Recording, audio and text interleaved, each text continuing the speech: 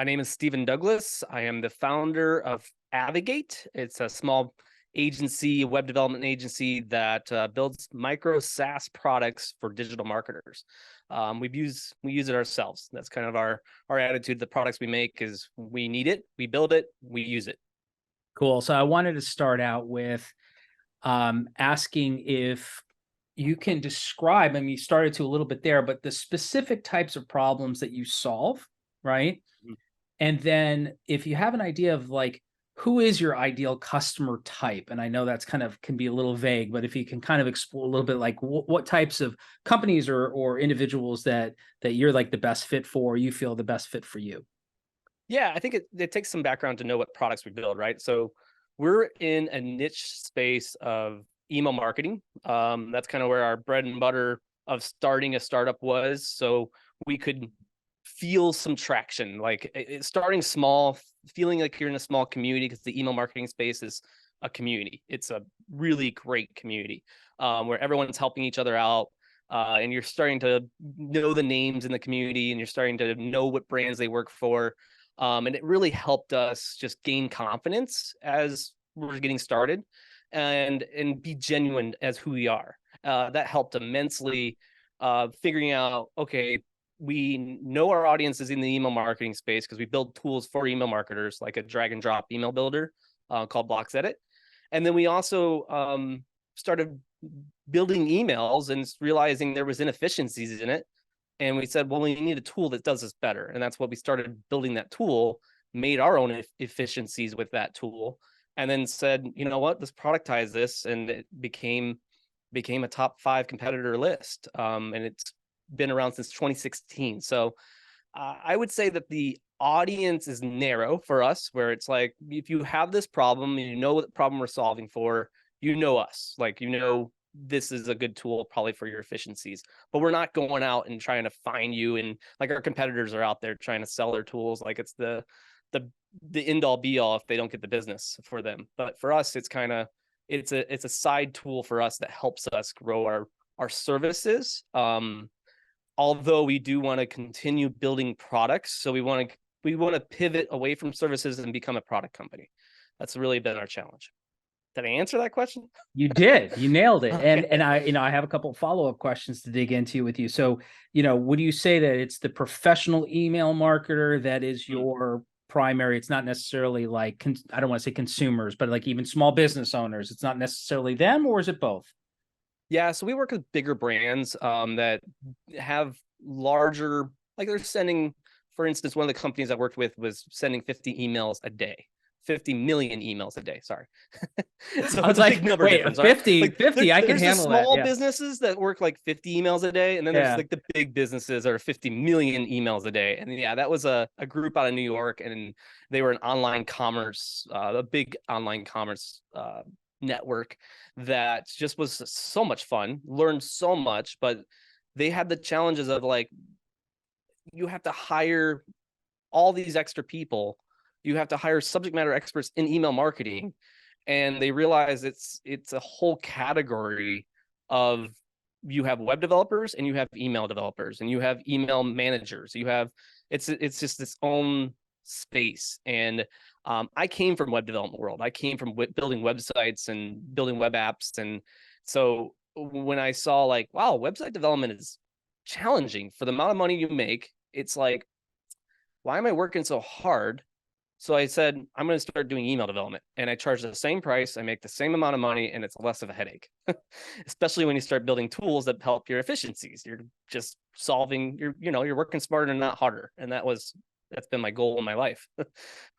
That's and so you mentioned earlier too that you're not doing quite as much like active marketing. Is it because it's because it's involved with Salesforce, right? Is it because Yeah. it's on their platform and it's available through their store? And I might be butchering that, but I'm just trying to get an idea of like, how is it that you're reaching these customers?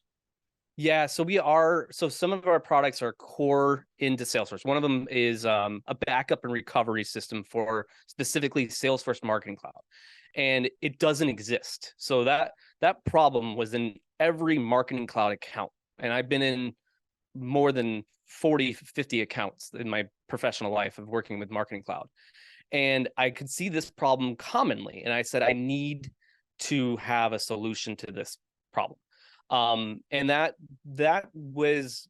it's a new product that launched just in last like 30 days in June of 2023 here. And it just was for us we know this is a common problem. We know we're going to use it. We're going to build it. It cost us an immense amount of time and money for salaries for developers and stuff like that to build it. But it's super worth it. It's one of those things where if you have the money and you have the revenue in your pocket to say, you have this problem, let's solve it. It's kind of like, I'm not looking for the profitability on it. I'm looking for the efficiencies right now. And it's a crawl, right? And then it's a walk, and then it's a run. Like I'm crawling right now, realizing, okay, I got to start using this tool because it's now in a utility we have. And then when you're starting to do demos, and I'm like, okay, the demos are now just a little wonky.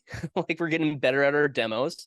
We're just, and that's the big thing about us is we're genuinely transparent. Like we're going to tell you under the hood what's going on, everything on the top. And there's a lot of people out there that would say hide your secret sauces, but I'm like, but I don't get to learn what to do better next time. And that's the fun part for me, and I think for the whole team on our side, is we're learning. We're not experts in this. We're just learning how to navigate the waters, and we're making money and having fun doing it. That's cool. And that transparency, I think, is a really important part of selling well if you're coming from that philosophy, right? Because, yes, there has to be a certain amount of polish and professionalism, and things need to work correctly. And, there's basic kind of etiquette, right? We don't want to be overly transparent. But yeah, people like to see what's under the hood. They like to see realness. And, to be able to have that approach, I think is really useful for people to consider that are listening. It's like, you don't have to have every answer. What you need to do is really be real with people, because they do respond well to that. I did want to ask also, following up on that, over the last few years, and as you've developed different, you started with services and then you kind of migrated into products in order to scale. Like, what have been some of the most challenging parts, or maybe the most challenging thing that you face that kind of pops top of mind in marketing your business and attracting those types of ideal customers that you feel you're best fit to help? Well, I think people, when they talk to me, they like me, right? Like if I'm the sales guy on the call trying to get a new client, they're like, but are you going to do the work? And I'm like, but I have a team. It's time to spread out the wings and show you like how I trained all the other team members and how they are smarter than me. I mean, some of these guys and women, like my wife that's on the team, she went out and learned Marketing Cloud, got certified, and is completely capable of managing a large Marketing Cloud account of any size, of any sort. And if they meet me, they kind of like, well, we want you. And I'm like, oh, I'll be on the sidelines. I'll be a part of the team member, but you get the whole team. That was kind of a hard transition for us. It's better now. It's a lot easier, but it was a difficult transition for getting clients to understand it's better to have more. And that's what we have. We have this reliability. We have the availability of the team members. If they take vacation, another team member can step in. We don't have a huge client base. We have 3 flagship clients, and I will say I'm very proud of those clients. And they're great people that understands who we are. I get a lot of slack from other agencies that say, but you're at a risk of having low amount of clients. But I'm also able to work on products, and that's helping me immensely get into that product driven world. And I think that's working for us.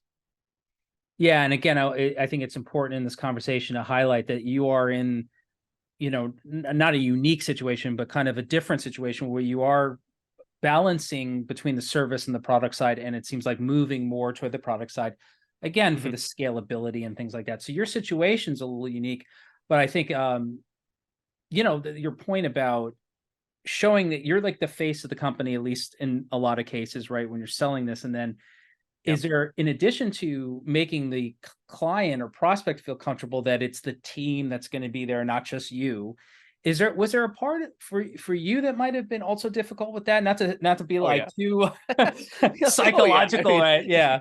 Absolutely. I'm going to be very transparent about myself. I have, and I think this is common, right? We have this paralysis that if I'm not able to help someone or able to bless that the creation of this configuration is good, I might have a little anxiety that it might break and it's my fault on that. Because those are statements made by, some clients to say you take responsibility of your team's actions and you will bless that they're all working and right. That's gotten easier over the years to realize, maybe that comes from past managers in my life of early on, work, that I'm like, it's not that bad. We're security conscious. We do the right steps. We're I will confidently say we're typically better than the internal teams with the clients we work with. We're a little bit like able to see the outside in rather than when they're so close inside and they're not auditing what they're doing and rechecking to see if everything else was still working.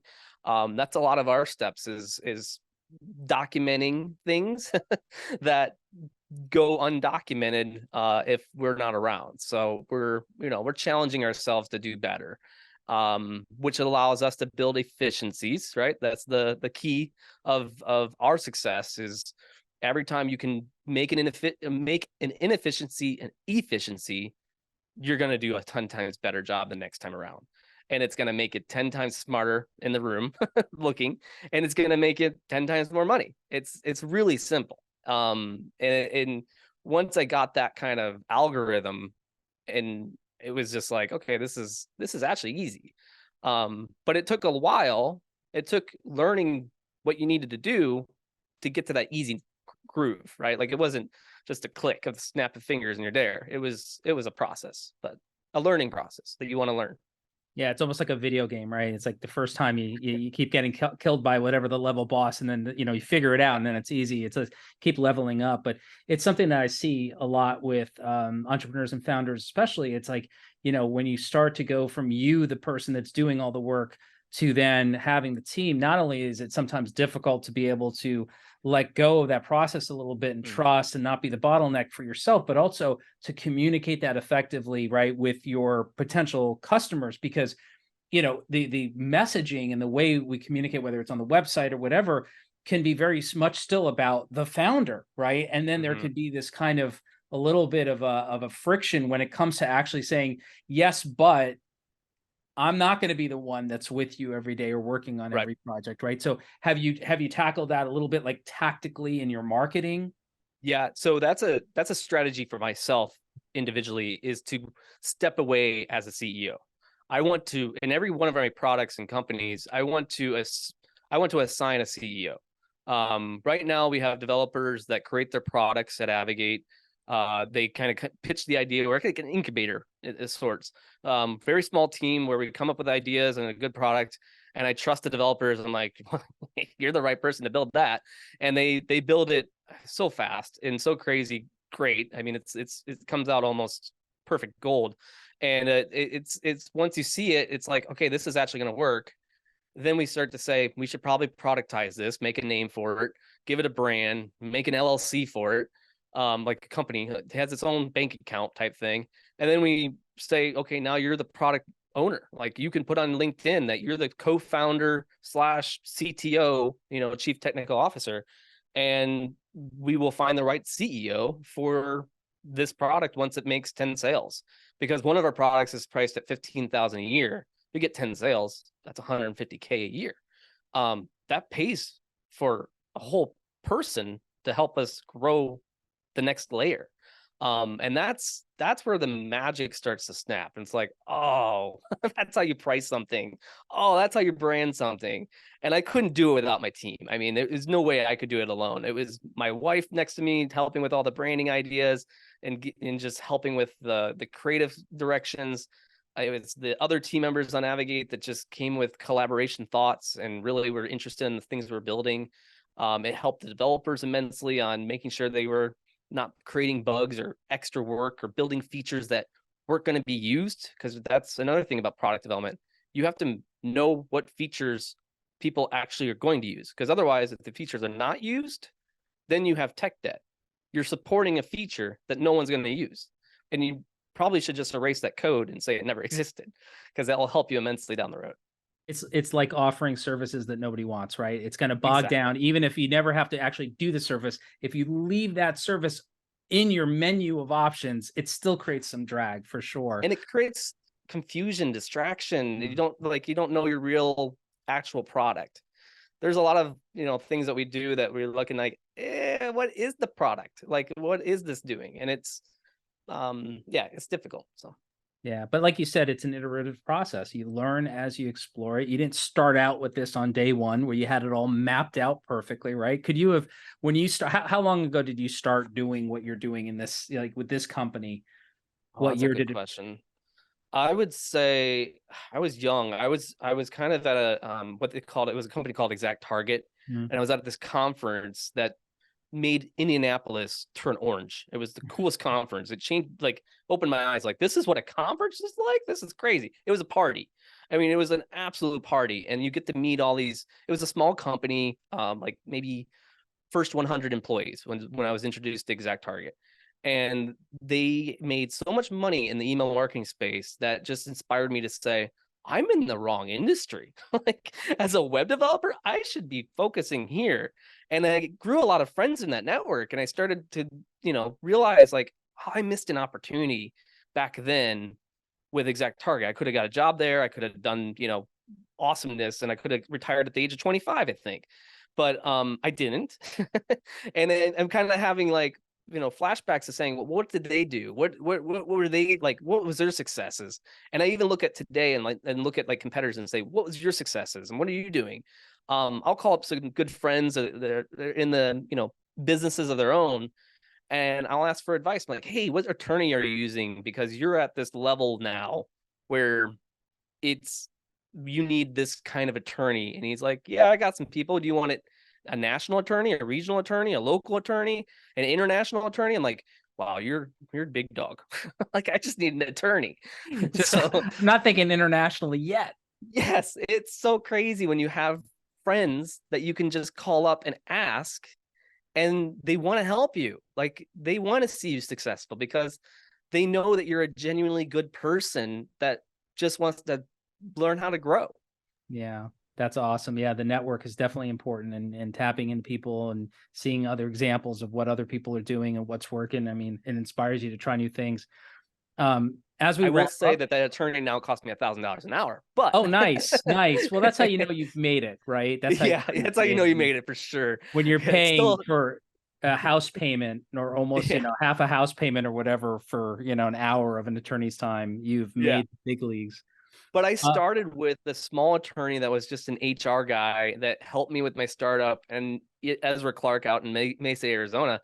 And it was just an accident falling in, meeting him, and he helped me immensely learning about every attorney is different, just like a doctor. You can't just go to one attorney and expect all the right answers. You've got to know that what's their trade, what's their craft, what's their intellectual knowledge in the space.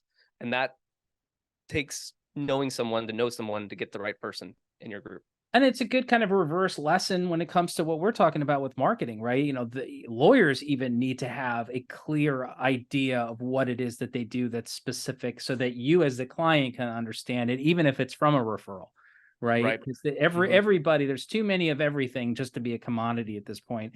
Um, as we wrap up, I did want to ask, can you share any tips for other founders, entrepreneurs listening that are trying to figure out how do we shift our marketing and approach to be more focused on these ideal customers that we know we want more of, Mm. and attracting fewer of what they might think of like bad fit types of customers?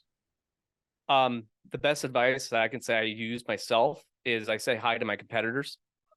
Anytime I see them at a trade show or anything, it's great to see when competitors say hi back. A lot of them won't. They treat you like competition, but there's some that when you realize that we're just trying to help each other, you can actually ask the questions like, so how do you sell your product?